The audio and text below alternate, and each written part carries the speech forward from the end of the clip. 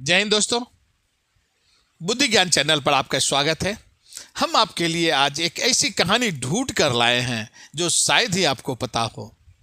क्या आपने कभी सोचा कि भारत का एक राज्य के गहरे जंगलों में ऐसा कौन सा आंदोलन पनपा जिसने कई दशकों तक देश के आर्थिक, राजनीतिक विकास और सुरक्षा को हिलाकर रख दिया। यह कहानी सिर्फ लाल झंडों की और बंदूकों की नहीं है। यह कहानी है उन जंगलों की, यह कहानी है उन जंगलों में रहने वाले आदिवासियों की, यह कहानी है उन विचारधाराओं की जिसने छत्तीसगढ़ को रेड कॉरिडोर का दिल बना दिया। आज हम बात करने वाले हैं आपसे और बताएंगे कि नक्सलवाद की छत्तीसगढ़ यात्रा कैसी रही। नक्सलवाद का छत्तीसगढ़ में जन्म से लेकर आज तक की पूरी कहानी को हम आपके साथ चर्चा करेंगे, लेकिन इसको 3 भागों में बांटकर। इस नक्सलवाद की पहली कहानी की पहली भूमिका आपको मैं बताऊंगा, उसके बाद मैं इस पर विश्लेषण पर चर्चा करूंगा और अंत में निष्कर्ष के बारे में भी आपसे बात करूंगा। तो आइए देर न करते हुए इस कहानी को शुरू करते हैं। इस नक्सलवादी के पूरी प्रकरण के भूमिका को समझते हैं। जरा सोचिए, घने जंगल, बस्तर की गहराई, चारों ओर लाल मिट्टी और बीच में आदिवासी गांव। 1970 के उत्तरार्ध में तेलंगाना और आंध्र प्रदेश के घने जंगलों से प्रेरित होकर नक्सलवादी आंदोलन जो पहले पश्चिम बंगाल में हुआ करती थी, इसकी चिंगारी यहां पहुंची। तब छत्तीसगढ़ मध्य प्रदेश का ही हिस्सा हुआ करता था। बस्तर, दंतेवाड़ा, सुकमा जैसे आदिवासी इलाकों में असंतोष की धीरे धीरे असंतोष पनपने लगा। यह असंतोष सिर्फ विचारधाराओं में नहीं थी, बल्कि यह भूमि अधिकार, शोषण, पुलिसिया उत्पीड़न और विकास की कमी की गहरी पीड़ा थी। 1970 से 80 के दशक में PWG, पीपुल्स वार ग्रुप, और MCC यानी माओवादी कम्युनिस्ट सेंटर जैसे संगठनों ने जंगलों में, घने जंगलों में अपने पांव पसारने शुरू कर दिए थे।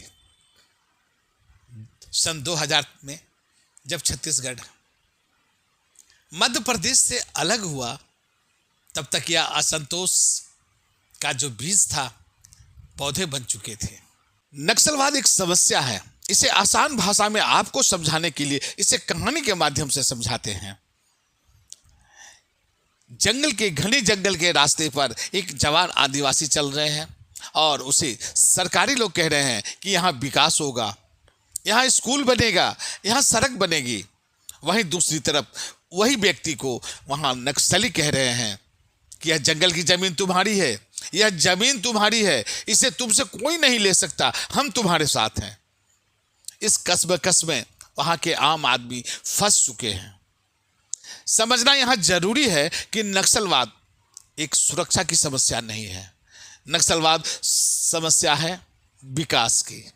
नक्सलवाद समस्या है विश्वास जीतने की। जहां सरकारी योजनाएं नहीं पहुंच पाती, वहां नक्सली लोग अपना नेटवर्क फैला देते हैं और उसी लोगों से फिर वो टैक्स भी वसूलते हैं और बात वही करते हैं जो बंदूक के दम पर हो। छत्तीसगढ़ की नक्सलवाद की कहानी आज एक नई मोड़ पर है।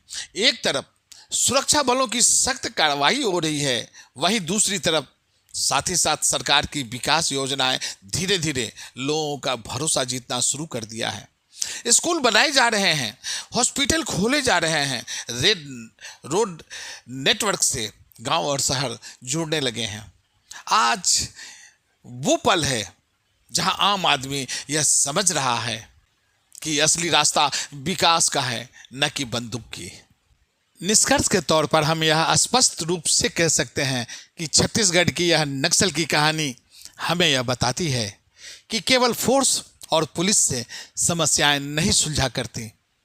जब तक आदिवासी इलाकों में भू अधिकार, स्वास्थ्य, शिक्षा, रोजगार और न्याय तक पहुंच मजबूत नहीं बनती है, तब तक नई पीढ़ियों में फिर से असंतोष पनपने की संभावनाएं बनी रहेगी।